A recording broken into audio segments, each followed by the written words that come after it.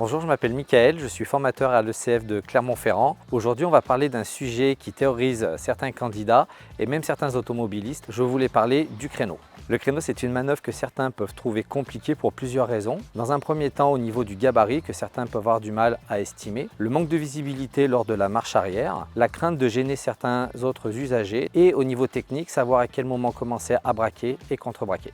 Donc dans un premier temps, on va parler de réglementation. N'oubliez pas qu'il est interdit de se garer à contresens de circulation et que lorsque vous faites une manœuvre, vous n'êtes pas prioritaire. Ça veut dire que si des voitures arrivent en face ou derrière, vous devrez vous arrêter pour les laisser passer. Sans quoi, le jour de l'examen, ça peut être éliminatoire parce que vous allez gêner les autres. Et après, si vous avez un accrochage, vous serez forcément en tort vis-à-vis des assurances. Si vous voulez vous garer, n'attendez pas de voir votre place pour commencer à indiquer vos intentions. Surveillez derrière, mettez votre clignotant relativement tôt de manière à indiquer ce que vous allez faire un petit peu plus loin. Une fois que vous voyez votre place qui est disponible, arrêtez-vous très doucement à hauteur de la voiture derrière laquelle vous voulez vous garer, à environ 50 cm.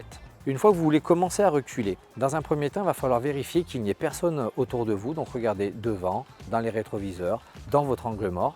Et s'il n'y a personne, vous allez pouvoir commencer à reculer. Donc commencez à reculer à ce moment-là, très lentement en gérant juste à l'embrayage, le pied au-dessus du frein au cas où. Donc retournez-vous et par la vitre arrière droite, attendez que votre voiture dépasse d'environ 1 mètre le véhicule qui est à côté de vous. Ensuite, il va falloir bien vous retourner et prendre repère sur le véhicule qui est derrière. Donc vous allez continuer à reculer, votre voiture va pivoter et en regardant derrière, vous allez vous apercevoir que la voiture qui est derrière disparaît. Donc la difficulté lorsque l'on veut faire un créneau, c'est de savoir à quel moment il va falloir contre-braquer.